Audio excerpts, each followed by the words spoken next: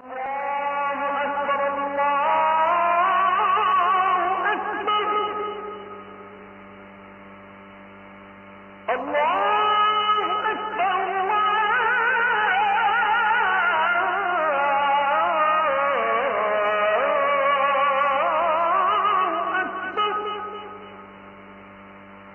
বাংলাদেশে ইসলাম কায়েম হয় না শুধু একটা কারণে, আমরা যারা ইমানের দাবি করি অধিকাংশ মুখে মুখে এটা আমাদের মনের কথা না।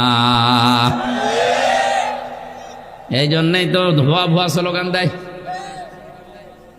এটা যদি সত্যি আপনি মুখ থেকে যেটা বললেন ওটা যদি মনের কথা হতো, আল্লাহর কসম আপনাকে জীবনেও মানুষ অসম্মান করতো না।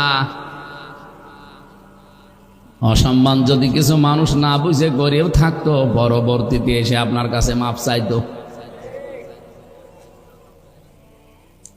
এই জন্য আমাদের ঈমান যেটা, এটা শুধু মুখের বিষয় না। ইকরার বিল লিসান, তাসদিক বিল জিনান, আমল বিল আরকান, তিনটা রকম আপনাকে মানা লাগবে।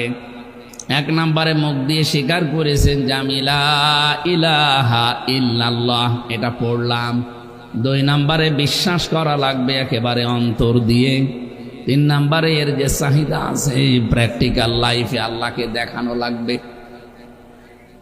এই ঈমান আনার পরে কোন মানুষ যখন এলেম পায়, জ্ঞান পায়, আর জ্ঞান পাওয়ার পরে যারা এর উপরে কাজ করতে থাকে, জ্ঞান তো আমাদের অনেকেরই আছে, এলেম আমাদের অনেকেরই আছে, কিন্তু জ্ঞান অনুযায়ী আমাদের কাজ হয় না।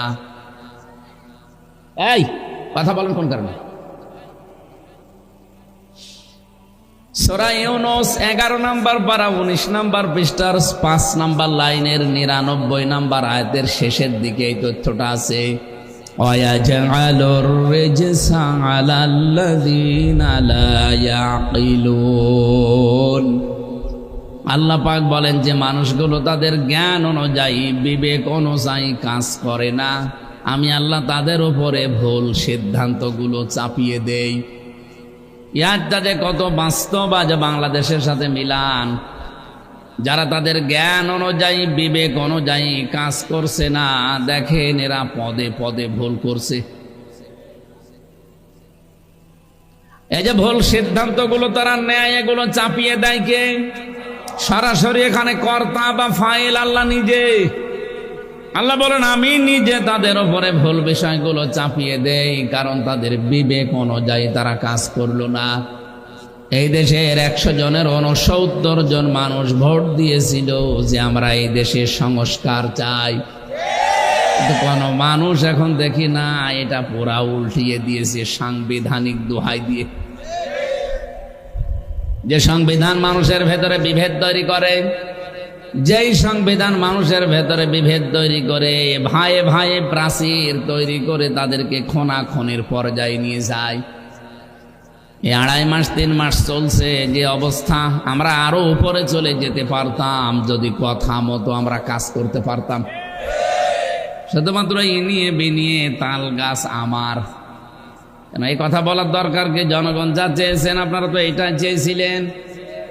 এই রায়টা যদি আমরা মেনে নিতে পারতাম, আল্লাহর কসম এই দেশটা এত হানাহানি এখন থাকতো না। দেখেন কদিন পরে আল্লাহ জানে কি হয়। কারণ দিন যত যাবে, মানুষের রায়কে যারা উপেক্ষা করবে, আল্লাহর কসম এ দেশের মানুষ আগস্টের 5 তারিখের পরে পুরা পাল্টিয়ে গেছে। এই জন্য যাদের বিবেক আছে, জ্ঞান আছে, কিন্তু তারা কাজে লাগাচ্ছেন না। কসম করে বলছি, আপনার উপরে দিন যত যাবে ভুল জিনিস চেপে বসবে। মনে করবেন ভালো রাস্তায় আছি, কিন্তু আসলে রাস্তাটা ভুল। এই কথাটা এখন বানালাম, আপনি না বুঝলেও হবে, কারণ রেকর্ড হচ্ছে, জায়গা মতো চলে যাবে। ওদের মাথার ভেতরে এটা ঢুকলে আলহামদুলিল্লাহ, যত তাড়াতাড়ি তারা এটা বুঝবে, এদেশের মানুষের তত তাড়াতাড়ি কল্যাণ হবে।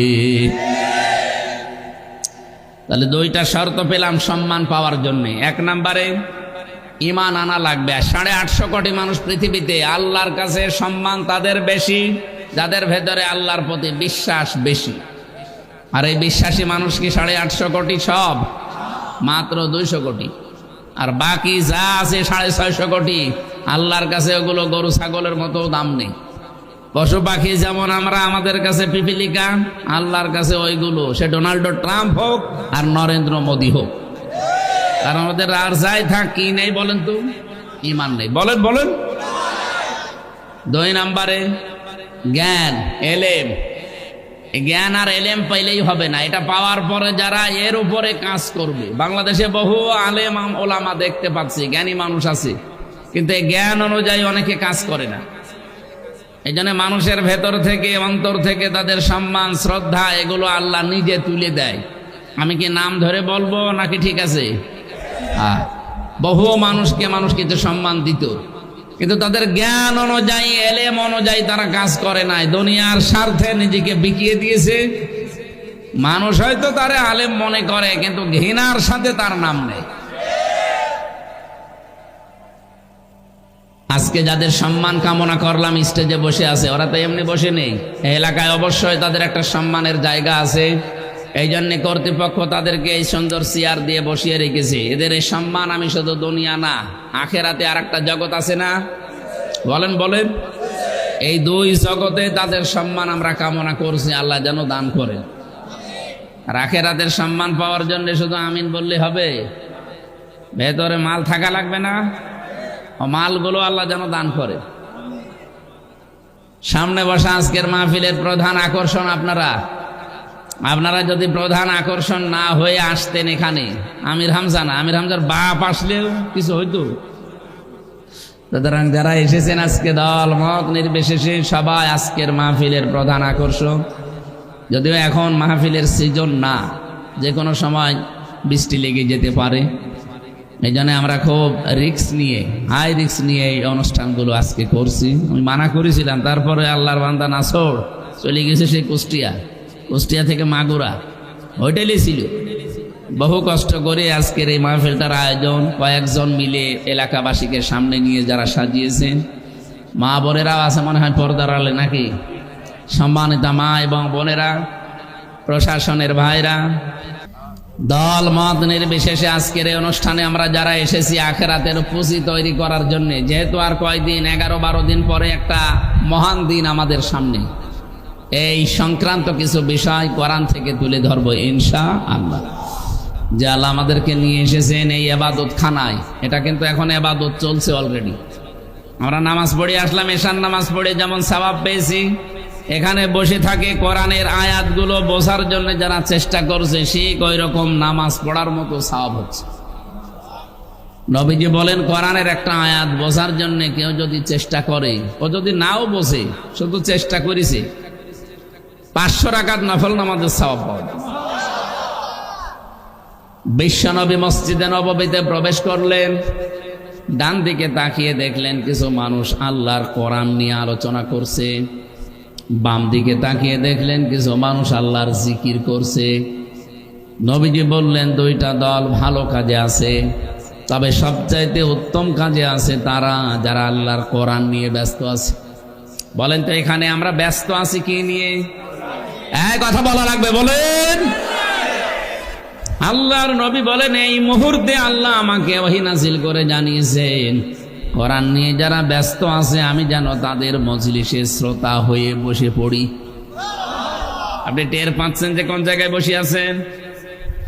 আজকে যদি নবীজি জীবিত থাকতেন, আরে নারায়ণগঞ্জের ফতুল্লার উপর দিয়ে যদি উনি হেঁটে যেতেন, কোরআনের আলোচনা হচ্ছে, কোরআনের সম্মানে বিশ্ব নবী নিজে আপনাদের সাথে বসে পড়তেন। এরকম একটা মহান জায়গায় আল্লাহ বসার সুযোগ করে দিলেন। আর একবার বলেন আলহামদুলিল্লাহ। দরুদ আর সালাম পড়ছি আমাদের নবী মুহাম্মদুর রাসূলুল্লাহ সাল্লাল্লাহু আলাইহি ওয়াসাল্লামের প্রতি। আমরা যে সূরা থেকে পড়েছি সূরা সাফফাত, এর আগের সূরার নাম সূরা ইয়াসিন, পরের সূরার নাম সূরা সাদ। ইয়াসিন মানে আল্লাহর নবীর নাম, এটা বিশ্ব নবীকে আল্লাহ বহু নামে কোরআনে নাম ধরে ডাক দিয়েছেন, তার ভেতরে ইয়াসিন একটা। ইয়া মানে হে, সিন মানে সাজ্জেদ। আল্লাহর ভাষায় সাজ্জেদ বলতে এই পৃথিবীতে বিশ্ব নবী ছাড়া আর কেউ নেই। কথা বোঝেননি? না বোঝেননি, আন্দাজে হিজি বললে হবে? ইয়া দিয়ে আল্লাহ পাক ডাক দিয়েছেন হে সিন মানে সাজ্জেদ, এর বাংলা অর্থ হচ্ছে নেতা। আল্লাহর ঘোষণা দেওয়া নেতা এই দুনিয়ায় শুধু একজন, কে? পৃথিবীর অন্য কোন নেতাকে কেউ যদি মানতে চান, মাস্ট বি সেই নেতা মুহাম্মদুর রাসূলুল্লাহর আদর্শের অনুসারী হওয়া লাগবে। আমার কথা হয়তো বুঝে ফেলেছেন, এবার আমি ব্যাখ্যাটা করি 1 মিনিটে। এটা তাফসিরে কাবির থেকে বলছি। সিন শব্দের 5টা অর্থ মুফাসসির দিয়েছেন। সিন মানে সাজ্জিদুল আলামিন, সিন মানে সাজ্জিদুল বাশার, সিন মানে সাজ্জিদুল কাউনাইন, সিন মানে সাজ্জিদুল আম্বিয়া, সিন মানে সাজ্জিদুল মুরসালিন। এই নারায়ণগঞ্জে যারা বসবাস করেন মানুষ নাকি অমানুষ? অমানুষ ও মানুষ। আল্লাহ পাক প্রথম শব্দটা দিয়েছেন সাজ্জিদুল আলামিন। এ শুধু নারায়ণগঞ্জ না, শুধু বাংলাদেশ না, পৃথিবীতে 228টা রাষ্ট্র এখন আছে। তামাম পৃথিবীর এই 228টা রাষ্ট্র মিলে যত জগৎ আল্লাহ বানিয়েছে এর বাইরে, সেখানেও যদি কোনো মানুষ বাস করে, শুধু আলম না দিয়া আলামিন দিয়েছেন। যত আলামিন আছে তার মানে আপনাদের এমপিও তো আলামিন। এই আলামিন মানে বিশ্বাসী, আর আলামিন মানে বিশ্বজগৎ। রব্বুল আলামিন জানিয়েছেন যেখানেই মানুষ বাস করে সেখানেই আমার নবী মুহাম্মদুর রাসূলুল্লাহর আদর্শ মানা লাগবে। আপনি টের পেয়েছেন কত বড় কথা এটা? কেউ যদি বলে এখন আমি আর পৃথিবীতে থাকি না, আমি এখন মঙ্গল গ্রহে অলরেডি বাড়ি করেছি, চাঁদের দেশে জমি কিনতেছি, ওখানে বাড়ি বানাবো। চাঁদের দেশে, মঙ্গল গ্রহে না, যেখানেই পৃথিবীতে বা অন্য কোনো জায়গায় মানুষ যাক না কেন, বসবাস যদি মানুষ হিসাবে কেউ করতে চায়, বিশ্ব নবীর আদর্শ তারে গ্রহণ করা লাগবে। নবীর আদর্শের বাইরে গিয়ে আপনি আর মানুষ থাকতে পারবেন না। কি কথা বোঝেন আমার? বলেন তো, আল্লাহর নবীর আদর্শের ভেতরে সন্ন্যাসী যে জীবন এটা ছিল, বলেন বলেন। ইসলাম জানিয়েছে যে ইসলামের ভেতরে সন্ন্যাসী জীবন, এই যে যেগুলো সন্ন্যাসী হয়ে যায় সংসার পাতি সব ছেড়ে দিয়ে, না, এগুলো ইসলাম মানে না। আল্লাহর নবীর আদর্শের ভেতরে এটা ছিল না। সুতরাং যারা নবীর আদর্শের বাইরে চলে গেছেন, আপনি আর মানুষ নেই। কারণ নবীর আদর্শের বাইরে গেলে ওইটা আর মানুষ থাকে না, ওইটা অমানুষ হয়ে যায়। 2 নম্বরে সাজ্জিদুল বাশার। বাশার মানে মানুষ। বাশার মানে কি? আপনি যদি বলেন যে আমি মানুষ, মানুষ পদবাচ্যে বিবেচিত হতে হলে মাস্ট বি বিশ্ব নবীকে আপনার আদর্শ মানা লাগবে। আমি খোলাখুলি বলছি ভাই, সাফ কথা, কান খাড়া করে শোনেন। এই বাংলাদেশে যারা বিশ্ব নবী বাদ দিয়ে অন্য কারো আদর্শ মানেন, আপনি আর মানুষের তালিকায় নেই। একটু কড়া হয়ে গেল না? না না, হয়নি, একেবারে কেবল ডোজ শুরু হচ্ছে। আপনি মানুষ দাবি করবেন অথচ আদর্শ মানবেন অন্য কারো না। আপনাকে রাসূলুল্লাহকে আদর্শ মানা লাগবে। চ্যালেঞ্জ দিচ্ছি, সূরা ইয়াসিনের তাফসীর নিয়ে আসেন। শুধুমাত্র মানুষ হিসাবেই না, 3 নম্বরে সাজ্জিদুল কাউনাইন। কাউনাইন মানে উভয় জগৎ।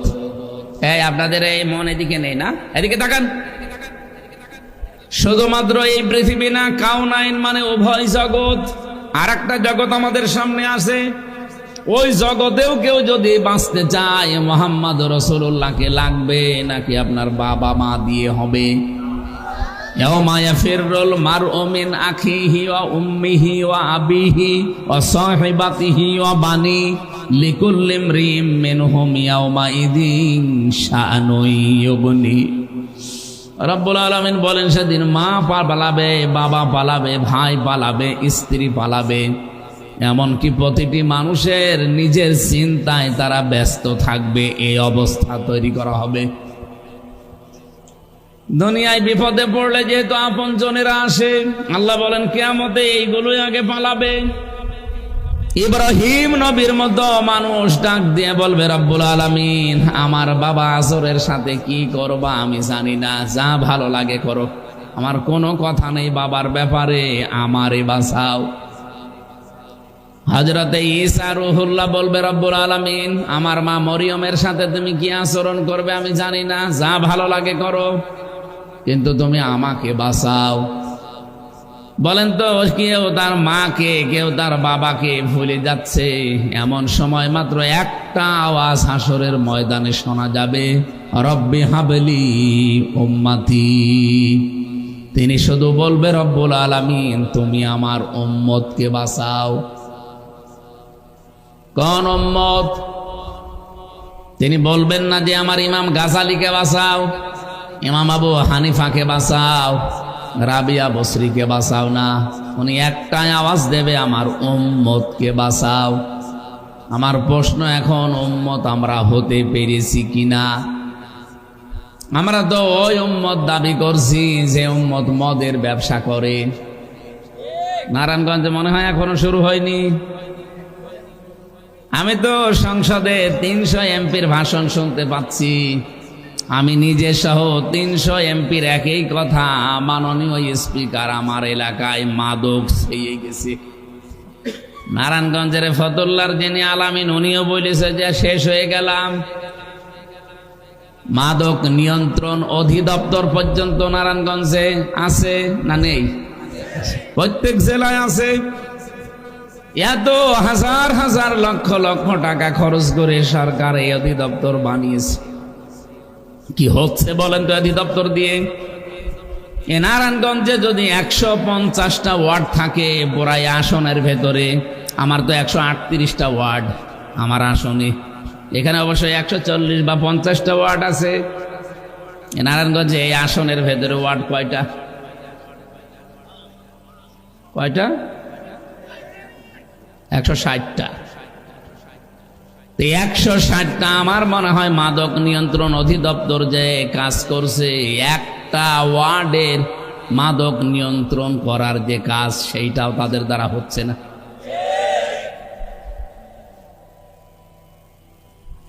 নারায়ণগঞ্জবাসী, কোরআনে কারিম থেকে যে কথা তুলেছিলাম, দুই জগতে যদি আপনি বাঁচতে চান, বিশ্বনবী মুহাম্মদুর রাসূলুল্লাহ যেদিন কেউ থাকবে না, শুধু উনি এসে বলবে আমার উম্মতকে বাঁচান। সুতরাং ওই উম্মতকে নবীজি জীবনেও বাঁচাতে বলবে না যে উম্মত মদের ব্যবসা করে, সুদের ব্যবসা করে, মিথ্যা মামলা দিয়ে মানুষকে হয়রানি করে। মনে হয় নারায়ণগঞ্জে কোনো মিথ্যা মামলা হয়নি। সব চাইতে বেশি এগিয়ে আছে বাংলাদেশে মিথ্যা মামলার ক্ষেত্রে নারায়ণগঞ্জ। আপনি জরিপ নিয়ে আসেন। এরপরে 7 নাম্বারের তালিকায় আছে আমাদের কুষ্টিয়া। কিন্তু আমরা খুশির সংবাদ দিতে চাই, আমি যেহেতু জামাত ইসলামী বাংলাদেশ থেকে এমপি হয়েছি, গ্যারান্টি দিয়েছি জামাত ইসলামী বাংলাদেশে আগস্টের 5 তারিখের পর থেকে আজকে প্রায় 2 বছর চলছে, একটা মামলাও বিনা কারণে মিথ্যা আমরা কাউকে দেইনি। যদি প্রমাণ করতে পারেন নিয়ে আসেন। 2 বছরে কেউ আসে নাই, তাহলে হাজার হাজার এই মিথ্যা মামলা এক একজনের নামে পড়লো কি করে? অবশ্যই কেউ না কেউ দিয়েছে।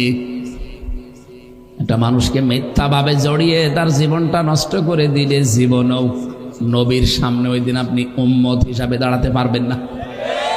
আমি আপনাকে বাঁচাতে চাই, আপনি ভুল পথে আছেন, ফিরে আসেন। যদি মনে করেন যে না ওরা দিয়েছে, ওরা যদি কুকুর হয়ে পায়ে কামড় দেয়, আপনি কুকুরের পায়ে কামড় দেবেন। ভালো ব্যবহার করলে অবশ্যই আপনার শত্রু ও বন্ধু হিসাবে পরিগণিত হয়ে যাবে। ও ভাইরা, 4 নাম্বারের ব্যাখ্যা পেয়েছি। শুধুমাত্র সাধারণ মানুষেরই নবীজি আদর্শ ছিলেন না, নেতা ছিলেন না, সাজ্জেদুল আম্বিয়া, নবীর বহু বচন আম্বিয়া। যত নবী আল্লাহ দুনিয়ায় পাঠিয়েছেন সব নবীদেরও তিনি নেতা ছিলেন। 4 নাম্বারে সাজ্জেদুল মুরসালিন, বিশ্ব নবী ছিলেন রাসূলদেরও নেতা। মেরাজে যেদিন যাচ্ছিলেন রজব মাসের 27 তারিখে 26 তারিখের দিবাগত রাতে, যেখানে তিনি নামাজ আদায় করেছিলেন এই বাইতুল মুকাদ্দাসে, রব্বুল আলামিন বলেন, হে নবী, আজকের এই ময়দানে আপনি ছাড়া আর ইমামতি করার কেউ যোগ্য নেই। আপনার সামনে কেউ দাঁড়াবে না নামাজের মুসল্লায়। নবীজি নামাজের এই ইমামতির জায়গায় দাঁড়িয়ে নামাজ পড়ালেন। নামাজ শেষে জিবরাইল ডাক দিয়ে বলেন, নবী আপনি কি জানেন পেছনে কারা দাঁড়িয়েছিল? বলেন না। যারা দাঁড়িয়েছে সব আল্লাহর বড় বড় ফেরেশতা এবং সব নবী আর রাসূল। আজকে থেকে আপনি শুধু সাজ্জিদুল বাশার না, সাজ্জিদুল আলামিন না, সাজ্জিদুল আম্বিয়া এবং সাজ্জিদুল মুরসালিন। আপনি নবীদেরও নেতা, রাসূলদেরও নেতা। এই শব্দের ব্যাখ্যা করতে গিয়ে আমি দুইটা জিনিস পেয়েছি। যেহেতু সাজ্জিদুল মুরসালিন দিয়েছেন, বলেন তো মুসা এবং ঈসা আলাইহিস সালাম এই দুইজন নবী ছিলেন নাকি রাসূলও ছিলেন? বলেন বলেন। তারা বড় বড় যে কিতাব পেয়েছিলেন দুইটা, তাওরাত আর ইনজিল, তার মানে একদিকে নবী ছিলেন তারা, আর একদিকে রাসূল ছিলেন। এই দুইজন নবীও ঘোষণা দিয়েছেন যে আমরা পৃথিবীতে আল্লাহর কাছে বহুবার দোয়া করেছিলাম, রব্বুল আলামিন নবী বানিয়েছে, খুশি হয়েছি। নবী না বানিয়ে যদি মুহাম্মদ রাসূলুল্লাহর উম্মত আমাদেরকে বানাতে, তাও আমরা খুশি থাকতাম। যেহেতু নবী করে পাঠিয়ে দিয়েছে, রাসূল করে পাঠিয়ে দিয়েছে, আরেকটা আরজি করি, যদি পারো তাহলে আমাদেরকে বিশ্ব নবীর উম্মত হিসাবে দুনিয়ায় পাঠিও। একজনেরটা কবুল হয়েছে আর একটা কবুল হয়নি। হযরতে মুসার দোয়া আল্লাহ কবুল করেননি, ঈসার দোয়া আল্লাহ কবুল করেছেন। তিনি আবার আসবেন নবী হয়ে না, আমাদের মতো উম্মত হয়ে। বলেন সুবহানাল্লাহ। এবার আমি যা বলতে চাচ্ছিলাম এতক্ষণ পর্যন্ত, এই 15 মিনিট, এইবার সেবার বলছে। আল্লাহর নবী মুহাম্মদুর রাসূলুল্লাহ ডাক দিয়ে বললেন, আমার উম্মতেরা, আমার ইন্তেকালের পর কিয়ামত পর্যন্ত যদি মুসা নবীও কোনোদিন এই দুনিয়ায় আসে, হযরতে ঈসা নবীও দুনিয়ায় কোনোদিন যদি আসে, আর আমার কোন উম্মত যদি আমারে বাদ দিয়ে মুসা ঈসার আদর্শ গ্রহণ করে তাদের পেছনে চলে যায়, আমি নবী গ্যারান্টি দিয়ে গেলাম ওই লোকটা জাহান্নামী। কিছু বুঝে বললেন নাকি কিছু? বলেন তো আপনি, নবী মুসা আলাইহিস সালাম যিনি আল্লাহর সাথে কথা বলতেন, হযরতে ঈসা তাকে রূহুল্লাহ বলা হয়। এই পৃথিবীতে একটা নিদর্শন, তিনি বাবা ছাড়া দুনিয়ায় এসেছেন। এত বড় বিশাল পাওয়ারফুল নবীরা এখন দুনিয়ায় আসলে কেউ যদি মুহাম্মদুর রাসূলুল্লাহকে ছেড়ে দিয়ে তাদেরকে গ্রহণ করলে জাহান্নামী হয়ে যায়। বাংলাদেশে কোন নেতার আদর্শ আছে যাকে মেনে নিয়েছেন নিশ্চিন্তে আছেন? এই জন্যই তো 15 মিনিট আগে কথাটা বলেছিলাম যে বিশ্ব নবী বাদ দিয়ে যার আদর্শ আপনি গ্রহণ করেছিলেন, নাক কান বন্ধ করে আমি বলতে পারি আপনি জাহান্নামী। কেউ আপনাকে বাঁচাতে পারবে না। এই জন্য সূরা সাফফাতের আগের সূরার নাম ইয়াসিন। খালি ইয়াসিন সূরা পড়লে 10 খতম কোরআন শরীফ পড়ার সওয়াব হয়। বিষয়টা এমন না, এটা মানা লাগবে আগে। আপনি এক একটা শব্দের খালি একটা প্রথম 2টা অক্ষরের ব্যাখ্যা বলছি এতক্ষণ, ইয়াসিন, তাও তো ইয়ার ব্যাখ্যা বলি নাই, খালি সিনের ব্যাখ্যা বললাম। নারায়ণগঞ্জবাসী, পাগলামি করা যাবে না, ধরা খেয়ে যাবেন। কেউ আপনার সাথে থাকবে না, কেউ আসবে না। মুহাম্মদ রাসূলুল্লাহ বাদ দিয়ে কেউ বাঁচানোর জন্য পরিচয়ও দেবে না। আল্লাহ রাব্বুল আলামিন বলেন, মানুষ নিজেকে বাঁচানোর জন্য শেষ পর্যন্ত নিজের সন্তানকে আমি আল্লাহর কাছে মুক্তিপণ দিতে চাইবে। ওয়ালা ইয়াসআলু হামিমুন হামিমা ইউবাসসিরুনাহুম ইয়াওয়াদ্দুল মুজরিমু লাউ ইয়াফতাদি মিন আযাবি ইয়াউমিইযিম বিবানি ওয়া সাহিবাতিহি ওয়া আখি ওয়া ফাসিলাতিহি আল্লাতী তুবিহি ওয়া মান ফিল আরদি জামিআ সুম্মা ইউনজি ইলা আখিরি আয়াত। সূরা মাআরিজের ভেতরে পড়েছি 10, 11, 12, 13, 14 নম্বর আয়াত। আল্লাহ পাক বলেন, কিয়ামতের এই কঠিন দৃশ্য দেখে সর্বপ্রথম মানুষ তার নিজের সন্তানটাকে আমি আল্লাহর কাছে দেবে, বলবে আল্লাহ এটা মুক্তিপণ। এটারে দিলাম, আমারে ছেড়ে দিন। আমি আয়াতটা জেলখানায় থাকতে পড়েছিলাম। যতগুলো তাফসির আমার কাছে ওই সময় ছিল, নারায়ণগঞ্জের এক ভাই আমার সাথে কিছুদিন আমি ছিলাম, তার সাথে জাকির খান না কি নাম যেন, জাকির ভাই, নারায়ণগঞ্জে বাড়ি না? আরো কিছু মানুষ ছিল, সৈয়দ আসলাম ভাই ছিল আমার, ঢাকা দোহারে বাড়ি। এরপরে ডেঞ্জার রাসু, নাম শুনেছেন? ডেঞ্জার রাসু বাড়ি গোপালগঞ্জে। ভয়ঙ্কর তাজ, ওটার বাড়ি টাঙ্গাইল। আক্তার হোসেন, ওটার বাড়ি ঢাকাতে। এগুলো হচ্ছে সব। হ্যাঁ, নারায়ণগঞ্জের এক ভাইকেই পেয়েছিলাম কিছুদিন, জাকির হোসেন খান না জাকির খান। ওই যে হুজুর মানুষ তো, এই জন্য তেলাবাদ করে করে শোনাতা। ফাঁসির ওই কন্ডেম সেল থেকে যখন মাঝে মাঝে একটু ছাড়া পেতাম, ওই যে ডাক্তারের কাছে যাওয়ার কথা বলে, তখন ওই কথাগুলো শোনাতে হলে তো আগে পড়াশোনা করা লাগে। আগে পড়ে যেতাম, পড়ে আমি ওই সময় বুঝেছিলাম মাঝে মাঝে আমার মেয়েটাকে নিয়ে। কারণ ওই ছোট মেয়েটা আমি 7 মাস রেখে এসেছিলাম। বের হয়ে দেখি ওর বয়স 4 বছর। ও আমার চেনে না এখনো পর্যন্ত।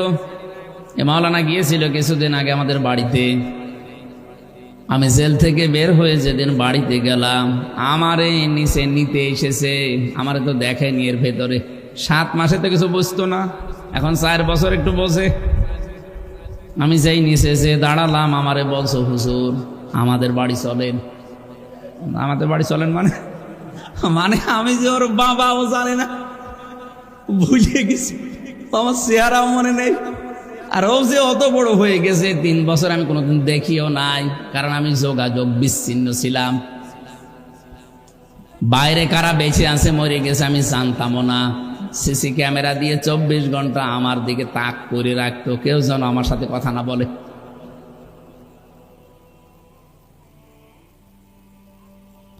ওর প্রতি এই জন্য একটু ভালোবাসা বেশি হয়েছিল। ছোটটার প্রতি, বড় মেয়েটার প্রতি ওইভাবে গড়ে ওঠে নাই, কারণ ওরে আমি রেখে এসেছিলাম 4 বছর। মাঝে মাঝে আয়াতটা যখন তাফসির সহ পড়তাম, ভাবতাম আল্লাহ এই কথাটা কি 100 ভাগ, যদিও বিশ্বাস করতাম যে 100 ভাগ সত্য, কিন্তু মিলাতে পারতাম না। আল্লাহ বলেন কিয়ামতের দিন নাকি এই হাফসা জান্নাতকেও আল্লাহর কাছে আমারে দেওয়া লাগবে, যে এটা দিয়ে দিলাম মুক্তিপণ, আমারে বাঁচান। আমার তো বিশ্বাস হয় না যে না এইরকম আদরের সন্তানও কিয়ামতে আল্লাহর সামনে বাঁচার জন্য মানুষ দিয়ে দিতে পারে, কিন্তু দেওয়া লাগবে। অসাহিবাতিহি ওয়াখি, আল্লাহ বলেন প্রথমে বউ দিতে চাবে, ভাই দিতে চাবে, যে এগুলো দিয়ে দিলাম। অফাসিলাতিহিল্লাতি তওবে, জাতি গোষ্ঠী, এমনকি যে দলের লোকজন সবাইকে বলবে আল্লাহ দিয়ে দিলাম। অমাং ফিল আরদি জামিয়া, দুনিয়ায় যা কিছুর মালিক হয়েছিলাম বৈধ অবৈধ ভাবে সব দিয়ে দিলাম। সুম্মা ইউনজি, এরপরও আমি বাঁচতে চাই।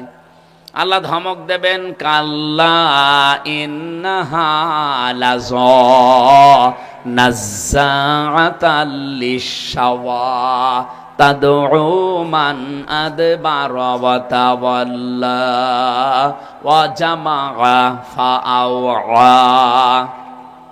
খুব ভালো করে খেয়াল করে শোনেন, আল্লাহর কথা যেহেতু 100 ভাগ সত্য, আর এটা ঘটবে, আপনি এখন বিশ্বাস না করলেও ঘটবে।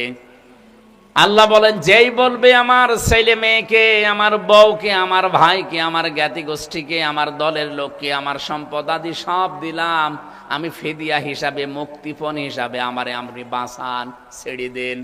আল্লাহ তখন ধমক দিয়ে বলবে, কখনোই না, তোরে আমি লাজাই দেব। লাজা মানে জাহান্নাম কয়টা বলেন তো? হ্যাঁ, না না, জাহান্নাম একটা, জাহান্নামের দরজা 7টা। জাহান্নামের যে দরজা 7টা কোথায় আছে বলেন তো দেখি মাওলানা? আরে মাওলানা সৌদি আরবে থাকেন। সূরা হিজরের ভেতরে আছে 44-45 নাম্বার আয়াতে, লাহা সাবআতু আবওয়াব, লিকুল্লি বাবিম মিনহুম জুজউম মাকসুম। আল্লাহ বলেন জাহান্নামের দরজা 7টা। যে যেই ধরনের পাপ করবে দুনিয়ায় তাকে ওই দরজা দিয়ে জাহান্নামে আমি ঢুকিয়ে দেব। কথা বুঝেছেন? এলাকায় প্রাইমারি স্কুল নেই? প্রাইমারি স্কুল কয়টা? একটা। মনে করেন এই গ্রামে প্রাইমারি স্কুল একটা, কিন্তু প্রাইমারিতে 1 থেকে 5 পর্যন্ত পড়ানো হয়। 5টা ক্লাসরুম আছে। 5টা ক্লাসরুমের দরজা কয়টা? বলেন বলেন। এখন যারা পড়াশোনা করে সবাইকে এক দরজা দিয়ে যাবে না 5 দরজা? যে যেই ক্লাসে পড়ে ওই দরজা দিয়ে তারে ঢোকা লাগবে। আপনি ক্লাস 2-তে পড়েন, 5-এ যে বসে আছেন, বসতে দেবে? আর বসলেও আপনি কিছু পারবেন? শেষ পর্যন্ত বের করে দেবে। আল্লাহ বলেন জাহান্নাম একটা, এর দরজা আমি 7টা বানিয়েছি। দুনিয়ায় যে যে ধরনের পাপ করবে, অপরাধ করবে, তারে ওই দরজা দিয়ে আমি আল্লাহ প্রবেশ করাবো। এই লাজায় প্রবেশ করাবে কাদের? এই একটা দরজার নাম, খুব ভয়ঙ্কর দরজা এটা। আল্লাহ রাব্বুল আলামিন বলেন কাল্লা ইন্নাহা লাযা নাযাআতাল লিশাওয়া। এই দরজা দিয়ে প্রবেশ করলে সঙ্গে সঙ্গে ছড়িলে চামড়া খসে যাবে। কথা টের পাচ্ছেন আল্লাহর ভাষা?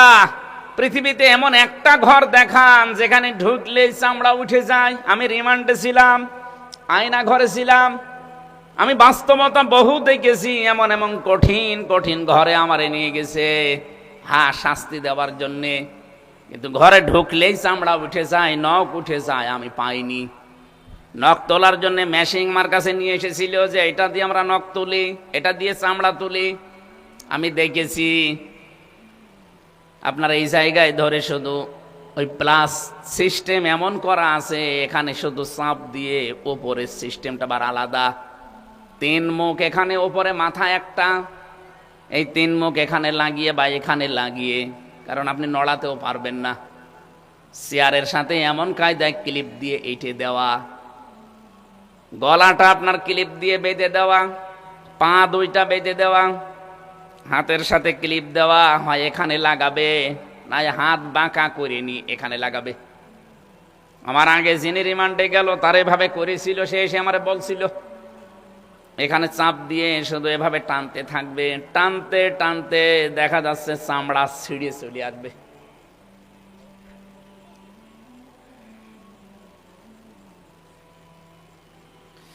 ও ভাই আমার সামনে আসার পরে দেখে ওনার একটা নখ নেই, 10টা নখ, হাতের 10টা, পায়ের 20টার একটা নখও নেই। ফিনকি দিয়ে রক্ত বের হচ্ছে। নখ কোথায়? সবগুলো টেনে তুলে ফেলিছে। শুধু নখ টেনে তুলে ফেলেই শেষ করে দেয় না, যখন ফিনকি দিয়ে রক্ত বের হয় তখন ওর ওপরে লবণ ছিটিয়ে দেয়।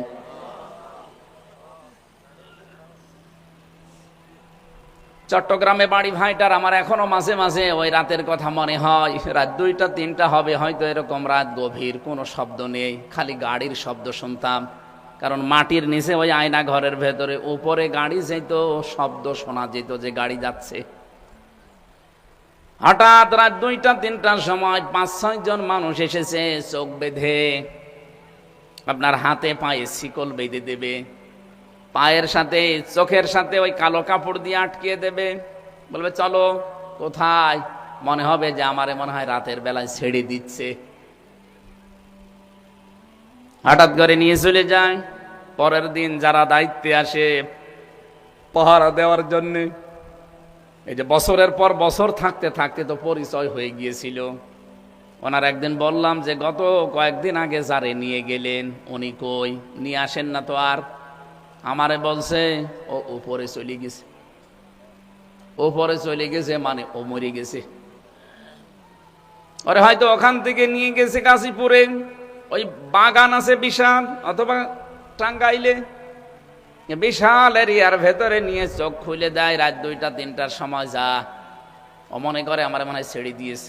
যেই কিছু পা হেঁটে যায়, দৌড় দেয়, পেছন থেকে গুলি করে বলে যে ক্রস ফায়ারে মরে গেছে। এই চলছিল। আমি কতবার মরণের কাছ থেকে ঘুরে এসেছি, আমার হায়াত ছিল বলে আমি এখনো বেঁচে আছি, নয়তো ওই জায়গা থেকে বেঁচে আসা সম্ভব না। এত বড় কঠিন কঠিন জায়গাগুলো পার করেছি, কিন্তু বাস্তবতায় আয়াতের সাথে মিলালাম না। আল্লাহ বলেন এই ঘরে এমন ভয়ঙ্কর, ঢুকলে চামড়া খুলে যাবে।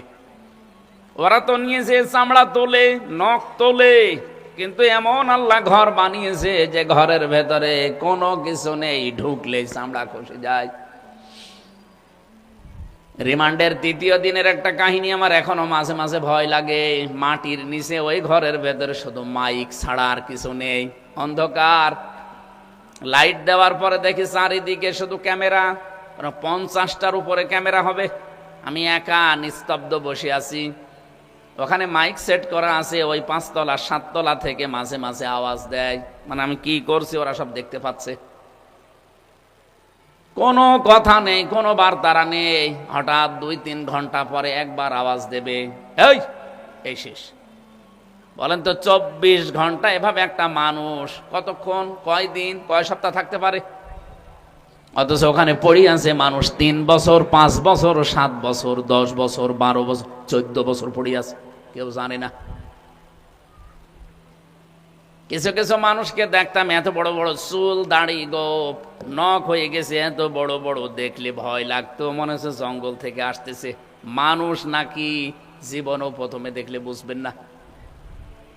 এই নখ দিয়ে এভাবে ওই যে দেওয়ালের সাথে খুশিয়ে খুশিয়ে লিখে রাখতো যে ভাইরা কেউ যদি বাইরে যেতে পারেন এই নাম্বারটা জানাবেন যে এই নামের লোকটা বেঁচে আছে।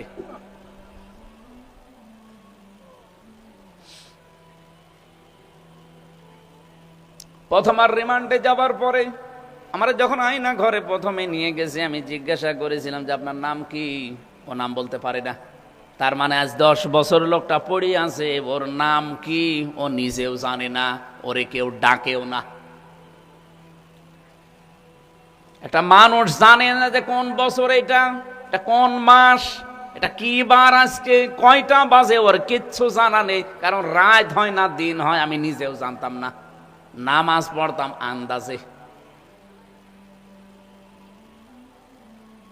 যেদিন টাঙিয়ে রেখেছিল 11 ঘন্টা, পা উপরের দিকে মাথা নিচের দিকে দিয়ে দড়ি দিয়ে, 11 ঘন্টায় যে 3 ওয়াক্ত নামাজ, বিশেষ করে আসর, মাগরিব, এশা, একটা ওয়াক্ত নামাজও আমি জানি না। পড়েছিলাম ওই যে ইশারায়, ওই পেশাব করার জন্য 1-1.5 মিনিট সময় দেয়, ওই সময় একটু খুলে দেয়। ওই সময়টা ইশারায় শুধু মনে করেছিলাম এই দিকে হয়তো পশ্চিম হবে, এই। তাছাড়া জানিও না যে কোন দিকে কাবা শরীফ।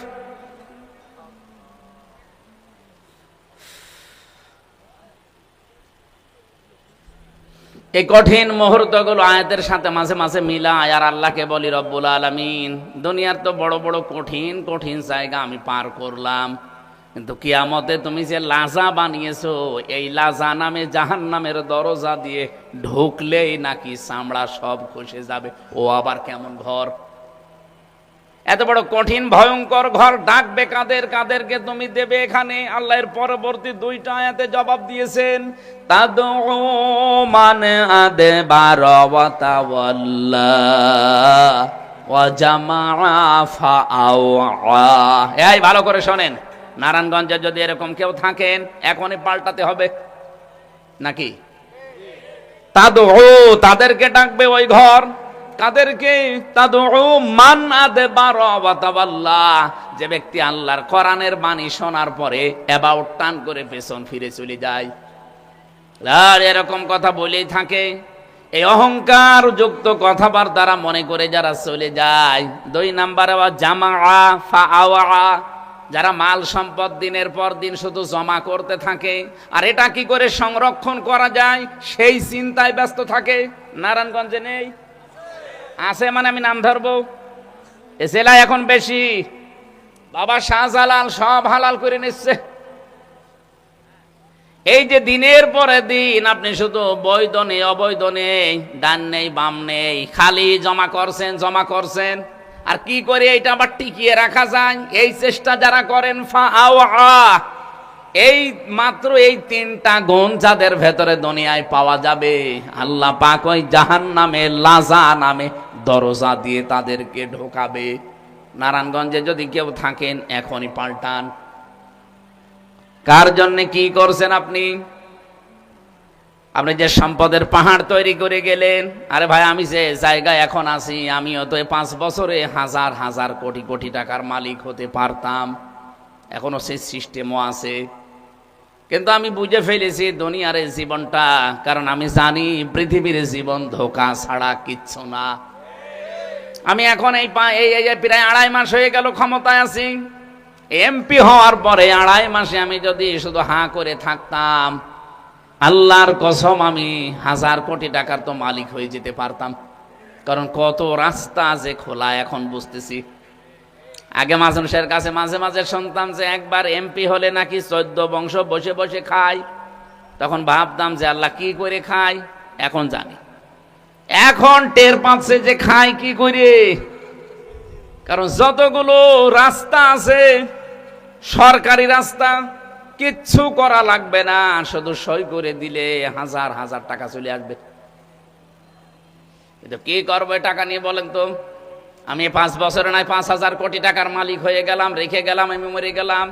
এই টাকাটা তো আর মরে যাবে না। এই টাকা আমার বউ, আমার মেয়ে, আমার মা বাবা এরা ব্যয় করবে। এই কথা বলছে না কেন? আর এরা তো সবই বৈধ কাজে ব্যয় করবে। আমার তো আর জানা নাই যে কি কাজে ব্যয় হবে। আমি এগুলো অবৈধভাবে ইনকাম করে একদিকে তাহার পাহাড় তৈরি করে গোনা কামাই করলাম, এর জন্য একটা আযাব বরাদ্দ আছে। আর ওগুলো আমার মরণের পরে আরো আমার ছেলে মেয়ে, আমার তো ছেলে নেই, মেয়ে আর মেয়ের জামাইরা আর আমার মা বাবা আর বউ মিলে এগুলো আরো অবৈধ কাজে ব্যয় করতে থাকবে। ওটার জন্য আলাদা পাপ আমার কবরে শাস্তি যেতে থাকবে। তার মানে আমার শাস্তি হবে ডবল। এইরকম পাগল বাংলাদেশে নেই? আছে মানে যে 350 এমপি সবই তো গরিব মানুষ। আমি একবার হিসাব করে দেখলাম, শুধু এই 350 এমপি আর 1628 জন সরকারি দায়িত্বে আছে। এই মানুষগুলো যদি বাংলাদেশে বলে যে আমরা ভালো হয়ে গেলাম, আমরা দুর্নীতি করব না, বাংলাদেশ আল্লাহর কসম বিশ্বের বুকে দাঁড়িয়ে যাবে। 18-20 কোটি মানুষের লাগবে না, শুধু এই কয়জন মানুষ। এই জন্য যেহেতু তারা আমার কলিগ, তাদেরকে আমরা ভালোবাসি, দেশের দায়িত্ব পালন করতে গিয়ে বহু শ্রম তারা দিচ্ছে। ভাইরা আমার, বোনেরা আমার, আমাদের আখেরাতটা আমরা পাগলামি করে নষ্ট করি না, ফেলি কেউ কারো না। নিজের চিন্তা নিজে করি যান। বুদ্ধিমান যদি মানুষ দাবি করে আল্লাহর ভাষায় ওই লোকটাই বুদ্ধিমান। আল কাজ্জিসু মান দানা নাফসাহু ওয়া আমিলা লিমা বাদাল মাউতি ওয়াল আজিজু মান আতবা নাফসাহু হাওয়াহা ওয়া তামান্না আলাল্লাহ। রাহু তিরমিজি। হযরতে আনাস থেকে বর্ণিত, নবীজি বলেন ওই লোকটাই তো বুদ্ধিমান যে লোকটা আখিরাতের কাজ করে আর আল্লাহর উপরে ভরসা করে। আর ওই লোকটাই বড় নাদান, আহাম্মক, নির্বোধ যে আখিরাতের কোনো কাজ কারবার নেই, আন্দাজে ভরসা করে আছে। কালেমা যখন পড়িছি জান্নাত যাবই, তুই যাস। তার মতো কালেমা তো কোনো হিন্দু পড়ে দেখি। আমার এক ভোটার আছে বিনোদ কুমার আগরওয়ালা, আমি নাম ধরেই বলছি, রেকর্ড হচ্ছে। ওই বেটা সেই নির্বাচনের আগে থেকে আমার কাছে আসতো, এখনো আসে মাঝে মাঝে। আমি বলি দাদা সবই তো করেন, ভোটও দিয়েছেন, দাড়ি পাল্লা, মুসলমান হলে হয় না? হুজুর আমার মুসলমানই দেওয়া আছে, শুধু আমি কালেমাটা পড়ি না, আমি গরুর গোশত খাই। শুধু কালেমাটা পড়লে সমস্যা কি? পড়েন। বলছে পড়বো, আমার মা মরে গেলে, মানে ওর মা মুরব্বী তো, এখন পড়লে ওর মা নাকি রাগ করবে, এই জন্য পড়ে না।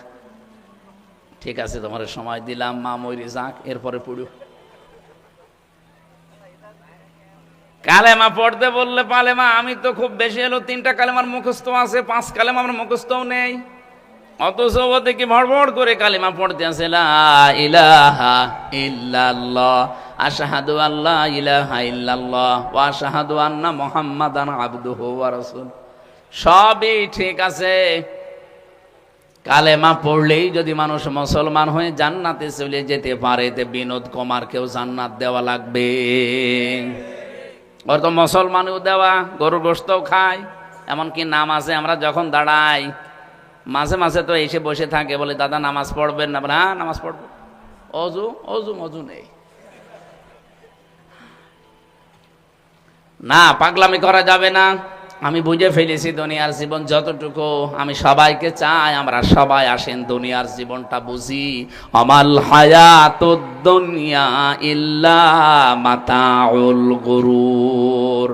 আল্লাহ বলেন পৃথিবীর জমিনটা পুরা ধোঁকা, খেল তামাশা। আজকে অনেকেই মহব্বত দেখাবে, মায়া দেখাবে, ভালোবাসা দেখাবে, চোখ বন্ধ হোক, কে তোর সাথে এক রাত তোর কাছে থাকে আমি দেখবো। নারায়ণগঞ্জবাসী, এমনকি বাস্তবতা এত কঠিন, আমার বউকে আমি ভালোবাসি, বউ আমাকে অনেক ভালোবাসে। এখন যদি আপনি খবর দেন যে মাওলানা আমির হামজা ইন্তেকাল করেছে, ফেসবুকে একটু মিথ্যা ছড়িয়ে দেন যে কুষ্টিয়া ৩ আসনের এমপি আমির হামজা ইন্তেকাল করেছে, এ মনে হয় সংবাদ শুনিয়েই আমার বউ কান্নাকাটি করবে, পাগল হয়ে যাবে, ২-৩ দিন খাওয়া দাওয়া বন্ধ করে দেবে। ৭ দিন পরে দেখবেন ঠিক স্বাভাবিক হয়ে গেছে। মাঝে মাঝে মনে হয় যে একটু চোখ বন্ধ করে অভিনয় করি, দেখবো কিনা, ধরা পড়ে যাবো, এই জন্য করছি না। তাছাড়া বাস্তব কিন্তু এইটাই, আপনি একটু চোখ বন্ধ করে অভিনয় করে দেখেন, ৭ দিন পরে দেখবেন ম্যাডাম তামান্না ঠিক হয়ে গেছে, আর স্বাভাবিক চলছে, আবার হাসি খুশি তামা। সর্বোচ্চ ৩ মাস ১০ দিন পরে আমার শ্বশুর এসে বলবে আমার আব্বাকে বিয়াই, হামজা তো মরেই গেছে, আর কতদিন আমার মেয়েকে রাখবো, দিয়ে দেন, অন্য জায়গায় বিয়ে দেই। আমার বাবা আটক করে রাখতে পারবে? ছেড়ে দিয়ে দেবে, বিয়ে দিয়ে দেবে ৪ মাস ১০ দিন পরে অন্য জায়গায়। দেখবেন ঠিক ৪ মাস ১০ দিনের, মাত্র ১০ দিন বিয়ে হয়েছে, শ্বশুর এবার যদি বলে তামান্না এই জামাইটা কেমন, একবারেই মুখের উপরে বলে দেবে হামজা কি মানুষ ছিল? এটা যা পেয়েছি আল্লাহর ওলি। আমি কি, আমি যে এত কিছু করে গেলাম তার জন্যে, মাত্র ১০ দিনের সংসারে আমারে ভুলে গেছে। এটার নাম দুনিয়া, এটা আমি বানালাম না, এটা বাস্তব। এটা শুধু হামজার জন্য না, এটা সবার জন্য। একটু একটু ভান করে দেখেন, আপনিও ধরা পড়ে যাবেন। আমার ভাইরা, যাদের উপরে ভরসা করে আসি, এই মানুষগুলো যে কেউ কাজে আসবে না, এই কথাগুলো আল্লাহ কোরআন দিয়ে আমাদেরকে জানাচ্ছিলেন। শুধু কাজে ওই একজনই আসবে, তিনি আমাদের নেতা, আপনাদের নেতা মুহাম্মাদুর রাসূলুল্লাহ। এই কথাগুলোই আমার তেলাওয়াতকৃত আয়াতের আগে সূরা ইয়াসিন থেকে আল্লাহ ইয়াসিন দিয়ে আমাদের জানাচ্ছিলেন। এবার আমরা যেখান থেকে পড়েছি সূরা সাফফাত ৯৯, ৯০, ৯৯, ১০১, ৩টা আয়াত পড়েছি। যেহেতু সামনে আর ১১-১২ দিন পরে কোরবানি, এই কোরবানির মহান একটা শিক্ষা আল্লাহ আমাদেরকে দিতে চেয়েছেন আমাদের জাতির পিতা ইব্রাহিম আলাইহিস সালামের জীবনী দিয়ে। ওনাকে আল্লাহ পৃথিবীতে ৫০টা পরীক্ষা করেছিলেন, প্রতিটি পরীক্ষায় উনি পাশ করেছেন। উনি যে জাতির পিতা হয়েছেন, মুসলিম জাতির না, তামাম পৃথিবীতে যত মানুষ আছে সব মানুষের জন্য তিনি ছিলেন নেতা, আর মুসলমানদের জন্য তিনি ছিলেন পিতা।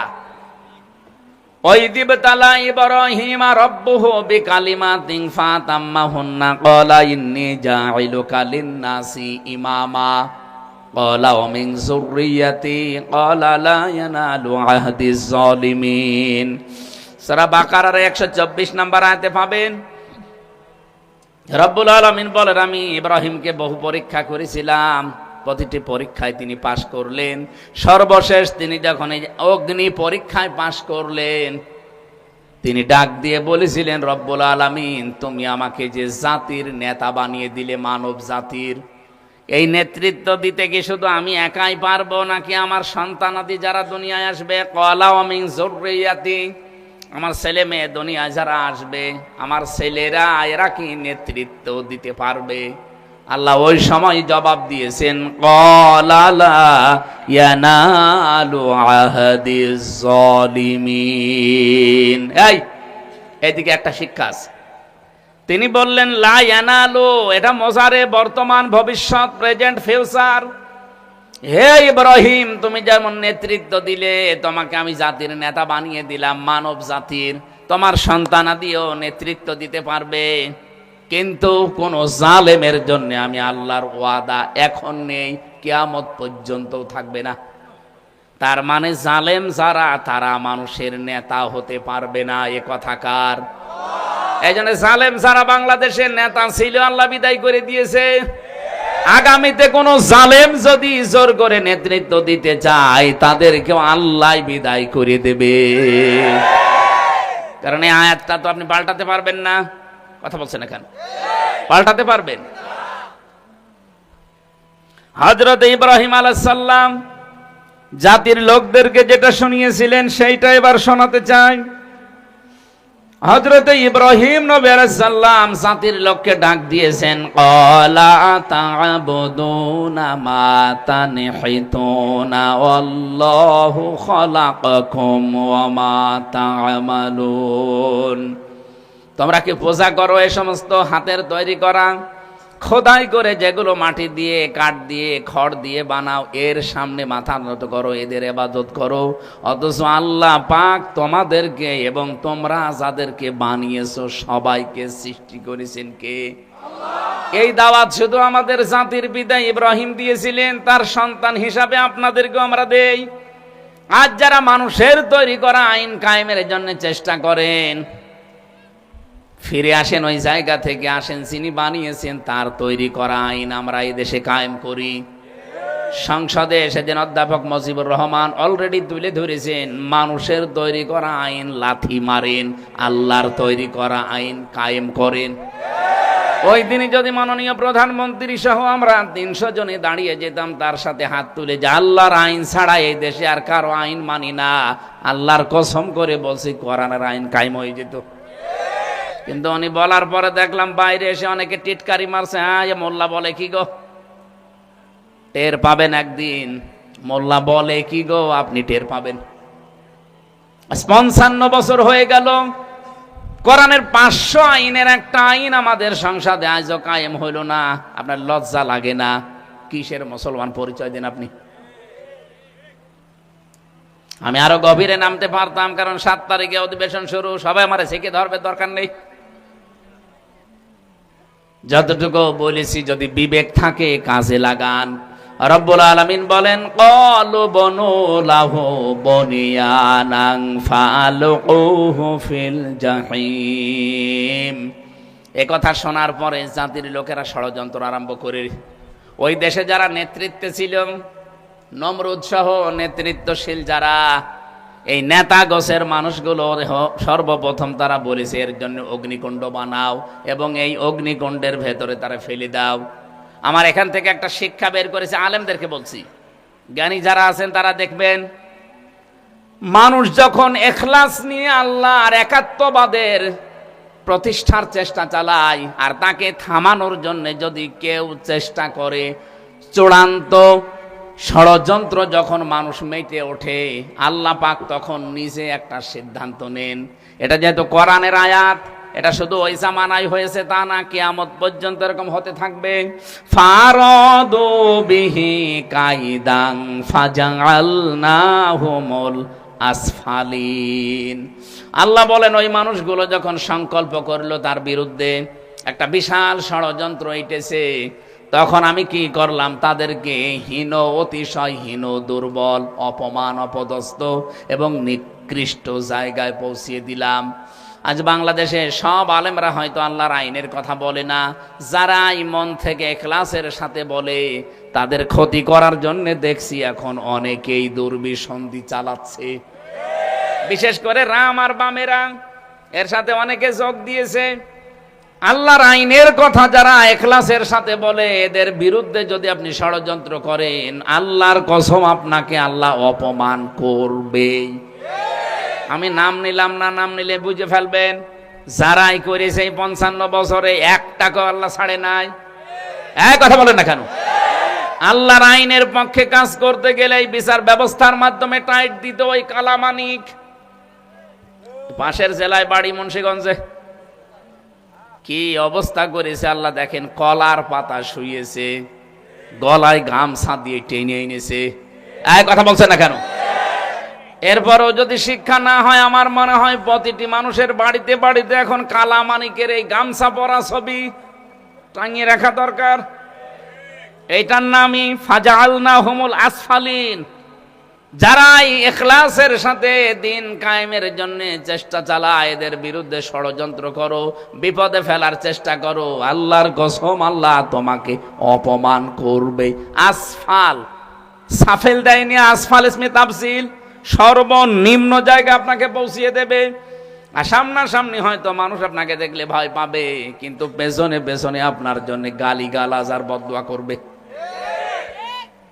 হযরত ইব্রাহিম কঠিন ষড়যন্ত্রের মোকাবেলায় যখন টিকতে পারলেন না, তখন আল্লাহকে ডাক দিয়ে বললেন, ক্বালা ইন্নী যাহিবুন ইলা রাব্বি সায়াহদিন।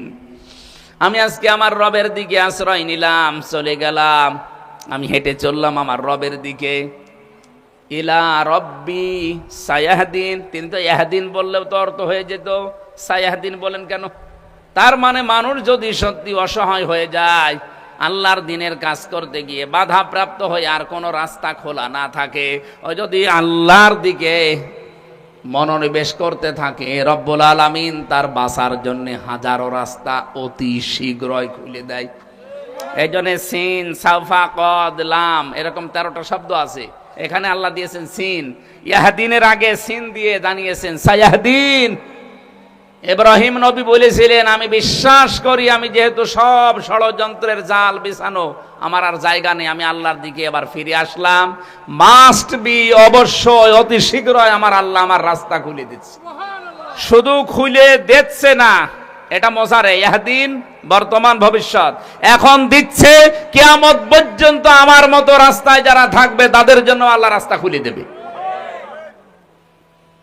তিনি এই খুলে দিয়েই চলে যাচ্ছিলেন নিজের দেশ পার হয়ে, মাদিয়ান মিশর পার হয়ে তিনি যখন চলে যাচ্ছিলেন নিজের এরিয়া পার হয়ে, তখন ওই দেশে যাবার পরে তিনি বিবাহ করেছিলেন। হযরত ইব্রাহিম আলাইহিস সালাম দ্বিতীয় যে বিবাহ করেছিলেন আমরা জানি, তার নাম হযরতে সাহারা বা সারা। না, প্রথম স্ত্রীর নাম ছিল সাহারা, সারা, দ্বিতীয় স্ত্রীর নাম ছিল হাজারা, হাজেরা। তিনি বিবাহ করার একদিন 2 দিন না, এই 2টা বউ নিয়ে দোয়া করেছিলেন 86 বছর। 86 বছর একাধারে দোয়া করেছেন, রব্বি হাবলি মিনাস সলিহিন, হে আল্লাহ আমাকে একটা নেককার সন্তান দান করো। উনি 86 বছর পর্যন্ত দোয়া করে কোনোদিন ক্লান্ত হননি, আল্লাহর ওপরে কোনো খারাপ ধারণাও করেননি, এমনকি তিনি আশাও ছেড়ে দেননি। আর আমরা বিয়ের 4-5 বছরের ছেলে মেয়ে না হলে মাজারে ছুটি। নারায়ণগঞ্জ মনে হয় মাজার নেই, কত রকমের তাবিজ কবজ নিয়ে মাজায় গলায় কত জায়গায় ঝুলিয়ে রাখেন। আরে আপনার তার তো সন্তান হয়নি 1 দিন 2 দিন না, 86 বছর, কোনো জায়গায় তো ছুটলেন না। একটা গল্প পড়েছিলাম, এক ইমাম সাহেব প্রতিদিন নামাজের পরে দোয়া করে, রব্বি হাবলি মিনাস সলিহিন। এক মুসল্লি যুবক মানুষ বলছে, হুজুর কতদিন নামাজ পড়ি আপনার পেছনে, শুধু একই দোয়া করেন, রব্বি হাবলি মিনাস সলিহিন, এ দোয়ার মানে কি? ইমাম সাহেব বলছে, এ দোয়ার মানে আমি জানি না। জানি না মানে? প্রতিদিন নামাজের পরে দোয়া করেন হাত তুলে যে রব্বি হাবলি মিনাস সলিহিন, আর বলছেন দোয়ার মানে জানি না। এ দোয়ার মানে আমি জানতে চাই। এক আলেমের কাছে গিয়ে বলছে, আমাদের ইমাম সাহেব এই দোয়া করে প্রতিদিন, এই দোয়ার মানে কি? আলেম বলছে, তো শুধু দোয়া না, এটা কোরআনের আয়াত, সূরা সাফফাতের 100 নম্বর আয়াত। এর মানে হচ্ছে, আল্লাহ তুমি আমাকে একটা নেককার সন্তান দান করো। যুবক মনে করছে ইমাম সাহেবের বাড়ি সেই নোয়াখালী, এসেছে মনে করেন কুষ্টিয়ায়, এত দূর থেকে এসেছে, হুজুরের মনে হয় ছেলে মেয়ে হয় না, এই জন্য এই দোয়া প্রতিদিন করে। ডাক দিয়ে বলছে, হুজুর আপনি তো দোয়ার অর্থ জানেন না, আমি শুনে এসেছি, আপনার মনে হয় ছেলে মেয়ে নেই, এই জন্য এই দোয়া করেন, আপনার ছেলে মেয়ে আসলে আছে না? উনি বলছে, হ্যাঁ বাবা আমার ছেলে মেয়ে 11টা। বলছে আপনার 11টা ছেলে মেয়ে, এরপরও আপনি এই দোয়া পড়েন, আপনি কি দেশ ভরে ফেলবেন? আপনি কি জানেন এই দোয়ার মানে কি? আমি শুনে আসলাম, আমাকে একটা নেককার সন্তান দান করো।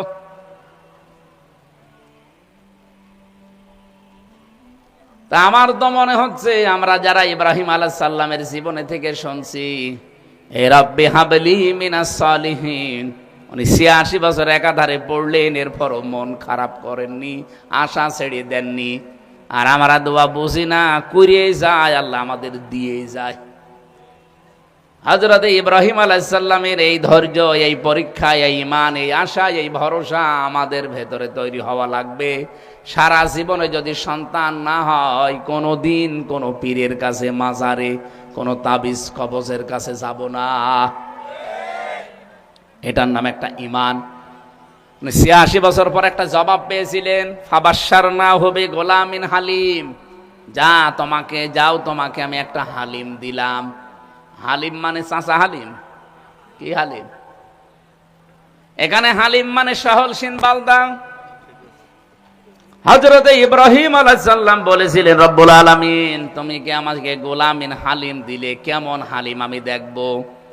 ফালাম্মা বালাগা মাআহু সাআয়া ক্বালা ইয়া বুনাইয়া ইন্নী আরা ফিল মানাম। ছেলেটা যখন একটু বড় হয়ে গেছে, 8-10 বছর বয়স, একটু চলতে পারে বাবার সাথে, ওই সময় মা মহব্বত বেড়ে যায়।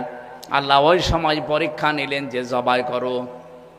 আমার প্রশ্ন হচ্ছে, বিধানটা কার বলেন তো? জবাই করো সন্তানকে, বিধান কার? পালন করবে কে? নবী। কে? তো এখানে আবার প্রশ্ন করার দরকার কি? ছেলেকে কেন জিজ্ঞাসা করতে গেলেন যে হে আমার আদরের সন্তান, ইয়া আবাতি ফাআল মা তুমার, ইয়া বুনাইয়া ইন্নী আরা ফিল মানাম আন্নী আযবাহুকা ফানজুর মাযা তারা। হে আমার সন্তান, আমি স্বপ্নে দেখলাম তোমাকে জবাই করছি। এ কথা বলার দরকার কি? বিধান আল্লাহ দিয়েছেন, আমি বাবা, আমি নবী, আমি জবাই করে দিলাম। না, উনি জিজ্ঞাসা করেছিলেন এই জন্যে, আল্লাহ 86 বছর বয়সে আমাকে গোলামিন হালিম দিয়েছেন, আসলে এটা সহনশীল বান্দা, সহনশীল গোলাম, সহনশীল ছেলে কিনা, এটা আমি আজকে দেখতে চাই। উনি পরীক্ষা করে শেষ পর্যন্ত ইব্রাহিম আলাইহিস সালাম, ইসমাঈল আলাইহিস সালাম দুইটাই পাশ করে গেছে। হযরতে ইসমাঈল জবাব দিয়েছিলেন, সাতাজিদুনি ইনশাআল্লাহু মিনাস সাবিরিন। হে বাবা, যে দায়িত্ব পেয়েছেন, আদিষ্ট হয়েছেন, আপনি পালন করেন, অবশ্যই অতি শীঘ্রই আপনি আমাকে ধৈর্যশীলদের মধ্যে পাবেন।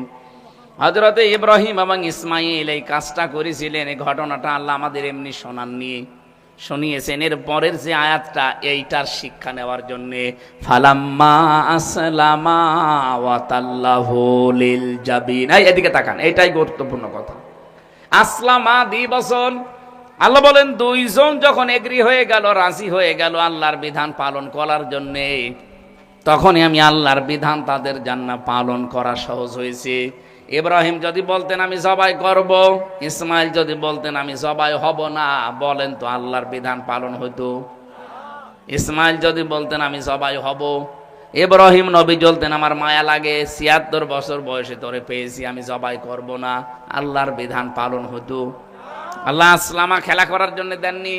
বাংলার 18 কোটি মানুষ, এই দেশে ইসলাম পন্থী যারা আমরা আছি, যারা টুপি মাথায় দেয়, যারা দেন না, দুই দলে আমাদের এক হওয়া লাগবে। আমি কথা বোঝাতে পেরেছি আপনাদের? এই দেশে সত্যি আমরা যারা আজ ইসলাম চাই, তারা ইব্রাহিমের ভূমিকা পালন করা লাগবে। আর দেশের 18 কোটি মানুষ যারা আছে, আমাদেরকে ইসমাইলের ভূমিকায় আসা লাগবে। দায়িত্বশীল মানুষগুলো আমরা বললাম 1628 জন আর 350 এমপি। এই মানুষগুলো এখন যদি আমরা ইব্রাহিমের ভূমিকা পালন করি, যে আল্লাহর বিধান সামনে যেটা যখন আসবে আমরা পালন করব, 18 কোটি মানুষ যদি ইসমাইলের মতো বলে যে জীবন দিয়ে হলেও বিধান পালন করতে সাহায্য করব, এই দেশে ইসলাম 55 বছর লাগবে না, এবছরেই কায়েম হয়ে যাবে। এইটাই কোরবানির শিক্ষা। বছরে বছরে আসবে, খালি গোস্ত খেয়ে শেষ করে দেবেন না, আসেন আমরা দুই দলেই হয় ইব্রাহিম এবং ইসমাইলের ভূমিকায় পালন করতে সচেষ্ট হই, আল্লাহর বিধানটা অন্তত দেখে মরতে পারবে। আল্লাহ আমাদের তৌফিক দিন, আমিন বলেন আমিন।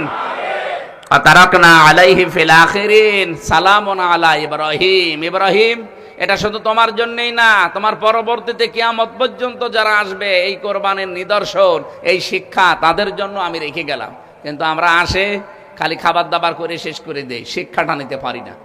আল্লাহ আমাদেরকে ইব্রাহিম নবীর মতো, ইসমাইল নবীর মতো ভূমিকা পালন করার তৌফিক দিন, আমিন।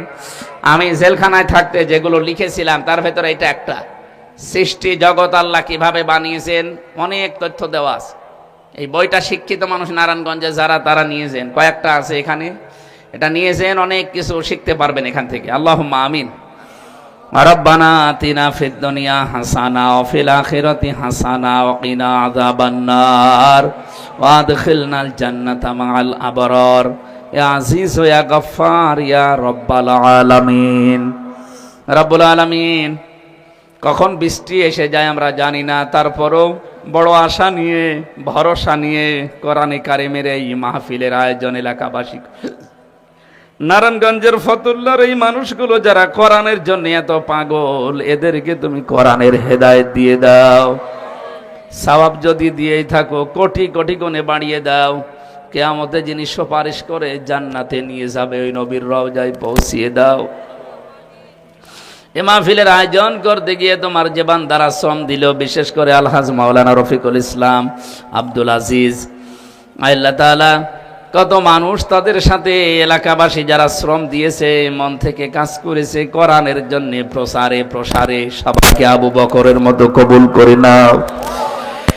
যতটুকু শিক্ষা আজকে পেয়েছি জাতির পিতা ইব্রাহিম আলাইহিস সালাম থেকে, আল্লাহ আমাদেরকে তুমি ইসমাইলের ভূমিকায় এনে দাও। দেশের দায়িত্বশীল মানুষদেরকে তুমি ইব্রাহিম আলাইহিস সালামের ভূমিকা পালন করার সুযোগ দাও। আমাদের মা